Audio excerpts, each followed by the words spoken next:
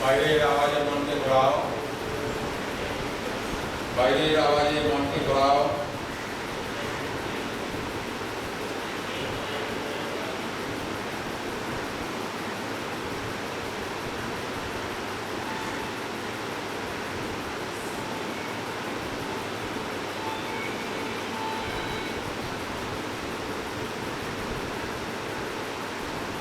बार भी आप मणि पर मन को घुमाइए।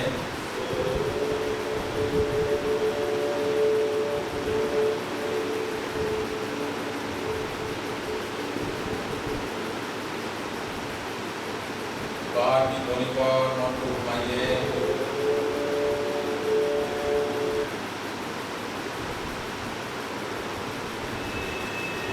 साधारण श्वास प्रश्वास पर ध्यान दीजिए।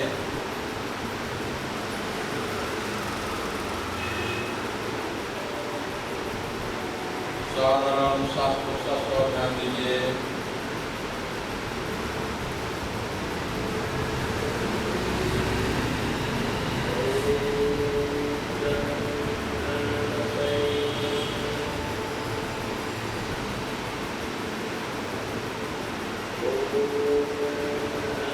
दोनों मौका बीच में आईब्रो सेंटर पर मन को ले जाइए। आईब्रो सेंटर पर मन को ले जाइए। इतिहास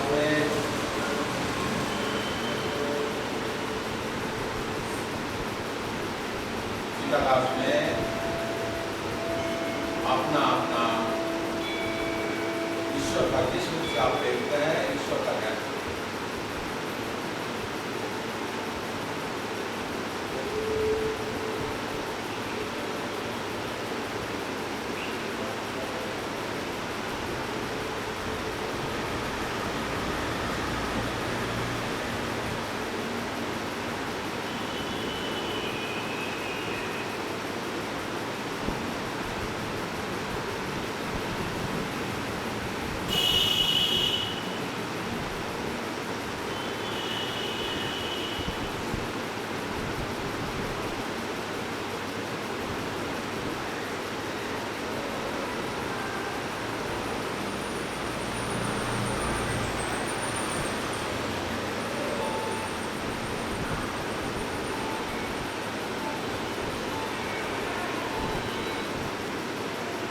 लगातार 3 बार ओंकार करेंगे।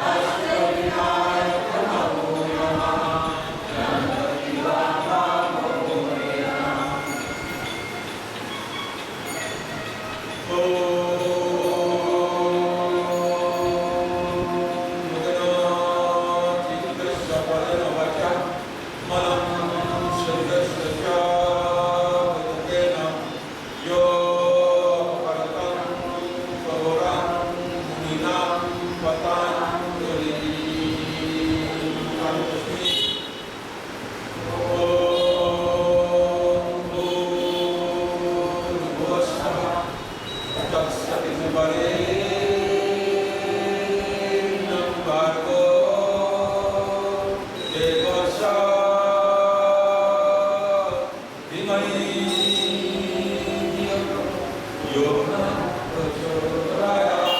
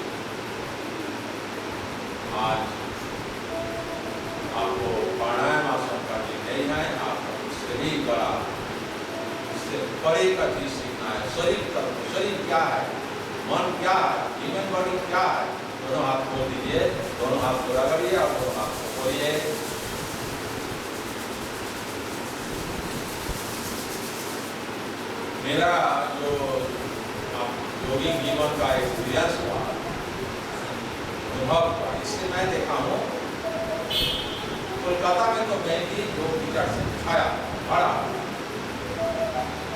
आप सब योग करता है।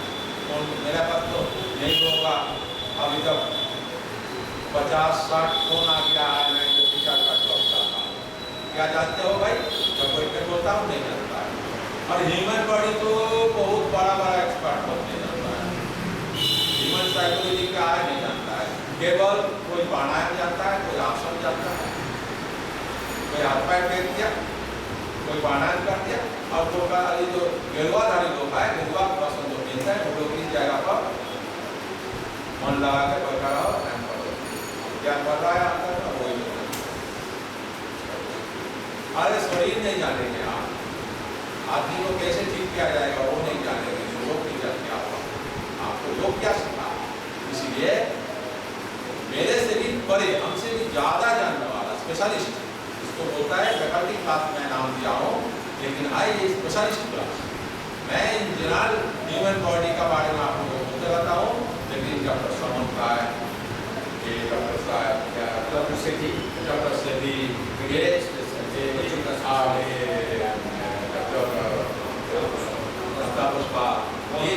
साहब लोग आप लोग का बात हाजिर हो गया, ये लोग आपका बात हाजिर, ये तो फैकल्टी आप लोग जानते हैं, ये फर्स्ट का फैकल्टी।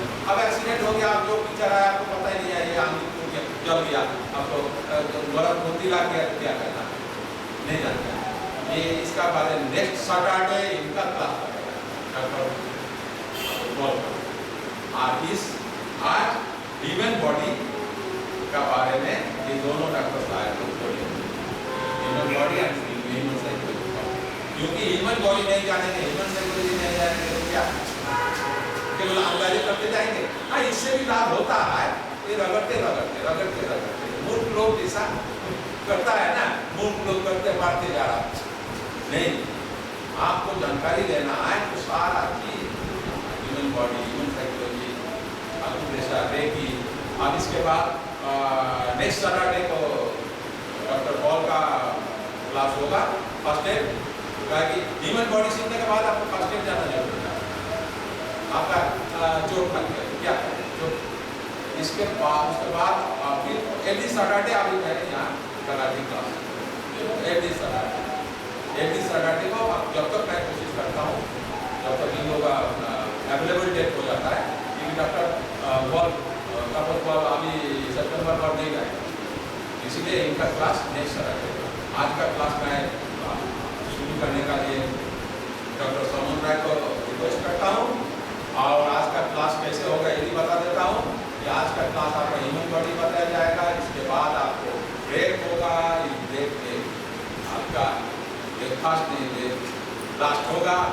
मतलब रिफ्रेश होगा, आपको रिफ्रेशमेंट मिलेगा, ठीक आपका ठीक सुनेंगे। और जो जहाँ नोट लेना है आप नोट लेंगे, जो पॉइंट नोट लेना है आप नोट लेंगे। हाँ नमस्कार, ये बच्चों लोग जो पार्टिसिपेंट है स्टूडेंट है, सबका ही ओपन रखा, ठीक है, ये छोटा बच्चा भी आ जाओ, सामने आ जाओ, सामने आ जाओ, सुनो सुनो, पीछे बैठने से पीछे बैठने से नहीं सुनेगा, छोटा बच्चा लोग सामने आ लोग पीछे कुछ कर दिया, बच्चा है तो नहीं जानेगा क्या? लोग एकदम सामने आ अरे आप लोग नहीं सिखाया तो क्या बच्चे को सिखाई दे? ठीक है, हाँ बैठ जाओ, हाँ ओके ठीक है, ओके बच्चे लोग बैठ जाओ। बच्चे लोग आप लोग का शरीर में हड्डी है, जानते हो ना क्या है? शरीर हड्डी और मांस का है ना? एक आपका यदि खाली हड्डी रहेगा, मांस नहीं रहेगा, तो वो क्या खड़ा हो सकता है? नहीं। जैसे इस घर में खाली ईंट रखेंगे, सीमेंट नहीं देंगे, तो घर बन सकता है क्या? नहीं। खाली ईंट में घर बनेगा? नहीं बनेगा, सीमेंट चाहिए। ऐसे ही मनुष्य का शरीर में हड्डी सब है, जिसको बोलते हैं हमारा जो मेरुदंड है ना, देखो आप लोग कैसे देखे होंगे, ये जो माथा खड़ा हुआ है, ये मेरुदंड का ऊपर में, मेरुदंड का ऊपर में जो माथा खड़ा हुआ है, वो जो हड्डी को देखो, ये हड्डी ऐसे किसी भी तरह बेंड हो सकता है, ऐसे करके हम लोग जब योगाभ्यास करेंगे, ये हड्डी डिफरेंट वे में बेंड होगा। बेंड होने से भी हम लोग स्टेबल कैसे रहेंगे ना? हमारा ये जो हड्डी को पकड़ के रखा है, मांसपेशिया और लिगामेंट जिसको बोलते हैं, रज्जु जैसे रस्सी है, ये सब हड्डी को पकड़ के रखा है। पकड़ के रखने का वजह से हम लोगों का बॉडी स्टेबल होकर रहता है। तो हम लोग जो विभिन्न किस्म का योग करेंगे, उसमें ये मांसपेशियां में ताकत आती है, स्पेशल ताकत आती है, क्योंकि डिफरेंट किस्म का हम लोग जो पोस्चर का प्रैक्टिस करते हैं, तो मांसपेशियों में ताकत आती है और हमारा जो लिगामेंट स्ट्रॉन्ग होते हैं उससे, और हमारा जो हड्डी का अंदर में जो स्पेस है, वो स्पेस में फ्लेक्सिबिलिटी आता है। एक नॉर्मल आदमी को आप बोलेंगे कि एकदम आप हम लोग एकदम डिफरेंट बेंड करके डिफरेंट आसन करते हैं, कौन सा आसन में ज़्यादा बेंड होता है बताइए? सिद्धासन। हाँ, और ऐसे काफी सारे हम लोग आसन करते हैं कि एकदम हड्डी तोड़ करके होता है, लेकिन नॉर्मल आदमी नहीं कर पाता है। क्यों? क्योंकि उसका जो मांसपेशियां है उसके लिए सामर्थ्य नहीं है उसकी, और हड्डियां में भी सामर्थ्य नहीं है। तो आप योग करने का टाइम में धीरे धीरे जितना प्रैक्टिस करेंगे, आपका हड्डी का अंदर जो स्पेस में कुछ परिवर्तन आएगा, उसका मांसपेशियों में परिवर्तन आएगा, उसका लिगामेंट में परिवर्तन आएगा, और अल्टीमेटली ब्रेन में तो परिवर्तन आता ही नहीं है। आप लोग देखे होंगे कुली का, स्टेशन का जो कुली है, वो हम लोगों से ज्यादा विटामिन खाद्य नहीं खाता है, हम लोगों से ज्यादा सुषम खाद्य भी नहीं खाता है, लेकिन वो 100 किलो माथा में वजन और कंधा में और 50-50 किलो उठा के दौड़ता है, लेकिन हम लोग 10 किलो माथा में यदि रख के दौड़ेंगे, हम लोग का नेक्स्ट दिन हम लोग पेट डिलेट होता है। क्यों? क्योंकि वो रेगुलर प्रैक्टिस करता है, उसको वजन उठाना उसका जिंदगी है। वो जब से स्टेशन पे उतरा कुली हो गए, तब से माथा में वजन लेने का धीरे धीरे प्रैक्टिस करके अभी 200 किलो होने से उसको प्रॉब्लम नहीं होता। ऐसे ही आप लोग जैसे योग का प्रैक्टिस करते जाएंगे, धीरे धीरे आप बहुत डिफिकल्ट आसन कर पाएंगे। शुरू से ही एनर्जेटिक होकर कोई डिफिकल्ट आसन के लिए प्रैक्टिस नहीं करना है, क्योंकि आपका मसल और लिगामेंट बोन का यदि उसमें तालमेल समन्वय नहीं हुआ है, आपको चोट पहुंचेगी। क्योंकि कभी कभी होते हैं ना कि क्रिकेट खेलने में मसल टूट हो जाता है, जैसे आप कोई नया पोस्चर करेंगे, सडनली मसल टूट हो जाता है। क्यों? क्योंकि मसल का भी मेमोरी रहता है। आप धीरे धीरे वो पर्टिकुलर आसन का जितना बार आप रेगुलर प्रैक्टिस करेंगे, वो मसल का मेमोरी बढ़ेगा और ब्रेन में भी उसका मेमोरी स्टोरेज होगा। तो धीरे धीरे आप लोग इसको प्रैक्टिस कर सकते हैं। आप लोग को ये बॉडी का एनाटॉमी जानने का क्यों जरूरत होता है? क्योंकि काफी सारे बीमारियां हैं, जिस बीमारियां में आपको जब आपका पास स्टूडेंट आएंगे आपको सावधान रखना है। आप यदि वो बीमारी का संपर्क में नहीं जानते होंगे, आप क्या करेंगे, ऐसे स्टूडेंट को ले जाएंगे जिनको बाद में आपका टिपिकल योग प्रैक्टिस के समय में उसको प्रॉब्लम हो सकता है, शारीरिक प्रॉब्लम। जैसे मैं आपको कॉमनली बोलूँगा, आपको सुने होंगे सर्वाइकल स्पॉन्डिलाइटिस को एक प्रॉब्लम है। फॉर्चुनेटली यदि आप छोटे बच्चे लोगों से शुरू करवाएंगे, उन लोगों का प्रायतः 99% प्रॉब्लम नहीं रहता। लेकिन आप लोग को बच्चे लोगों को आप जब जाएंगे सोसाइटी में देखेंगे कि आदमी 50 साल का बाद में ही इंटरेस्ट होता है योगा में। बच्चे लोग तो इतना बिजी रहते हैं कि वो स्कूल, ये तो मुझे बहुत खुशी है कि इतना बच्चे लोग इधर आए हुए हैं। नहीं तो आप भाई भी बच्चे लोगों को योगा क्लास में बुलाएंगे तो बहुत कम आ पाते हैं, क्योंकि इतना वर्क उनका स्टडी का प्रेशर है उनका ऊपर में, पढ़ाई का, वो लोग नहीं सीख पाते। बट यही समय है आइडियली योगा सीखने का। पहले जमाने में क्या करते थे, गुरुकुल में छोटे बच्चों को से शुरू करवा देते थे, इसलिए उस समय में इतना ज्ञान जरूरत नहीं पड़ता था, क्योंकि उसका बॉडी का जो खराबी जो बनने वाला था बचपन से वो भी ठीक हो जाता था, शरीर में भी ताकत आ जाती थी और बड़ा होकर बीमारी नहीं बनता। लेकिन आज का जमाना जो है, आपको छोटे बच्चे को नहीं मिलेगा, 40 साल मिनिमम, नहीं तो 50 साल का बाद में लोग आपका स्टूडेंट मिलेगा। तो उस समय में क्या होता है, हमारा बॉडी का स्ट्रक्चर स्टिफ हो जाता है। उस समय में यदि आप योगा प्रैक्टिस करें, स्टूडेंट को लेंगे, आप यदि प्रॉपरली स्क्रीनिंग नहीं करेंगे, उसको पहले ही कोई बीमारी हुआ होगा और आपका योगा से एग्रीमेंट हो जाएगा, वो आपको ब्लेम करेंगे कि मैं इनका योगा, पहले तो मैं बड़ा हटा करता था, हटा नहीं था, बीमारी छुपा हुआ था, अब इनका योगा क्लास में आया इसीलिए मेरा स्पॉन्डिलाइटिस ज्यादा बढ़ गया, मेरा लंबा स्पॉन्डिलाइटिस हो गया। कोई तो आपको डायरेक्ट ब्लेम करेंगे। किसी का कहीं हेयर लाइन फ्रैक्चर है, वो आपका पास आया, दर्द है बोल आपने उसको योगा करा दिया, hairline fracture total fracture में परिवर्तन हो गया। सुनो, बहुत इम्पोर्टेंट बात बोल रहा, ये एक्सपीरियंस मेरा बहुत है,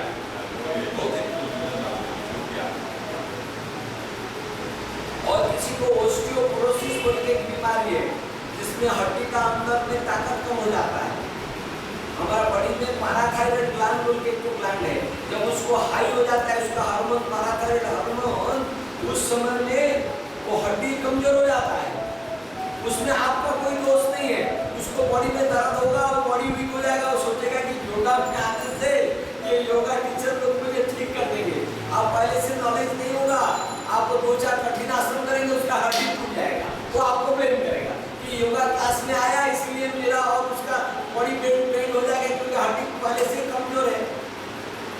हड्डी पहले से आपका कोई दोष नहीं है, लेकिन वो आपका प्रैक्टिस का वजह से उसको प्रॉब्लम हो जाएगा, वो आपको ब्लेम करेगा।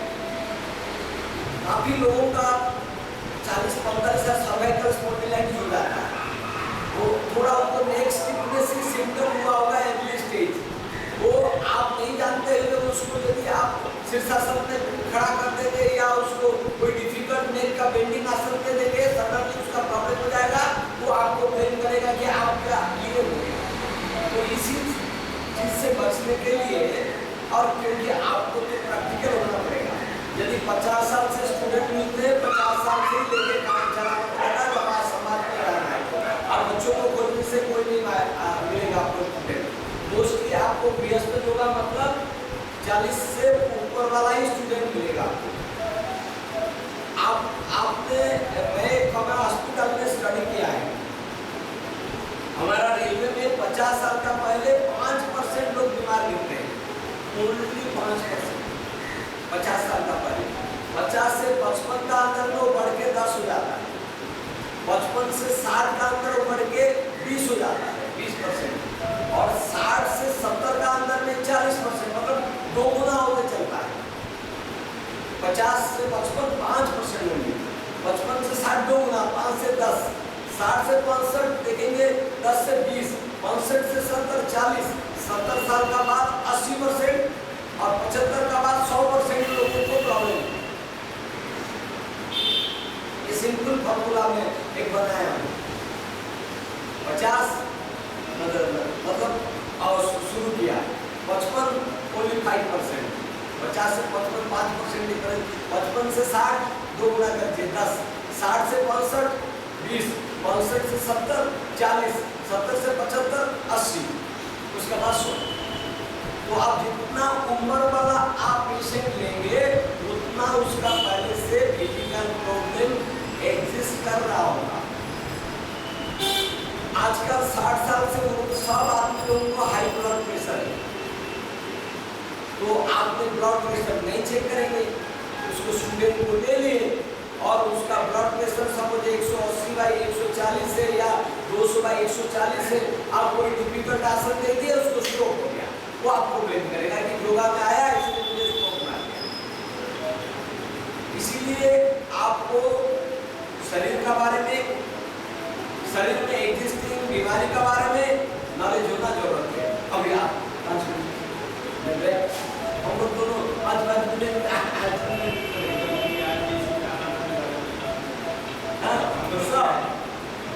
पूरा हो पूरा हो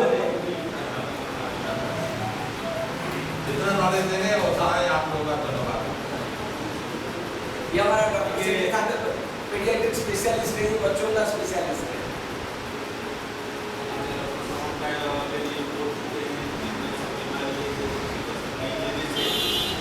आपको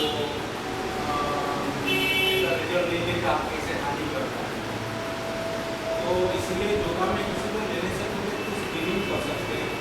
उनको पूछने से तो कॉमन चीज़ है हमारा आपके लाइफ कैसा है, हमारा रेगुलर बाउल होता है कि नहीं, साफ करने के लिए सीढ़ी चढ़ने थक जाते हैं, कॉमन कुछ क्वेश्चन पूछने से आपको बड़ा ट्रीटमेंट हो सकता है कि नहीं, कम से कम एक तो स्क्रीनिंग हो जाएगा।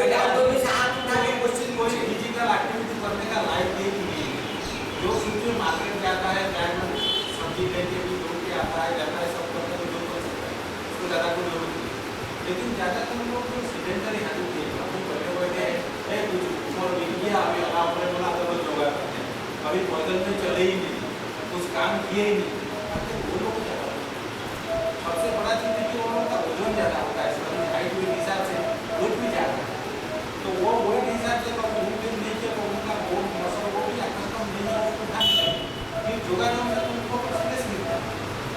तो इसीलिए लोगों को हम दे सकते हैं, उसका एक तो बेसिक स्क्रीनिंग करना है कोई बीमारी देखते हैं, और कोई भी आसन करने से ग्रेजुअली जितना हो सके आराम से, सोचिए कोई आगे बेंड होकर पहुँच सकता है, कोई छू नहीं सकता, 1.5 फीट गैप रहता है, आज 1.5 फीट एक आध 1 फीट जगह पहुँच छूएगा, इसमें तो हड़बड़ नहीं, उसको डबल का धक्का देकर पहुँच नहीं, वो मसल को कितना गैप रहता है ग्रेजुअली डेवलप करो, तो धीरे धीरे वो फ्लेक्सिबिलिटी आएगी। जो चीज़ें बच्चे लोग का पूरा है, बच्चे लोग का लचीलापन जो शरीर का है शुरू से वो आ जाए, जितना यूथ में बढ़ता है आपका जो निजाम है वो कोई भी चीज़ हो, ये पूरा दुनिया का नियम है, ये चेयर जो उधर रखा हुआ है ना, अभी 3-4 दिन के बाद अब निकालो बहुत टाइम लगेगा, आप कैसे बढ़ जाता है, कोई चीज़ जमीन में छुपड़ के आप उठा नहीं सकते, अगर 8 दिन या 1 साल के तो उसका रिपोर्ट ही जाएगा।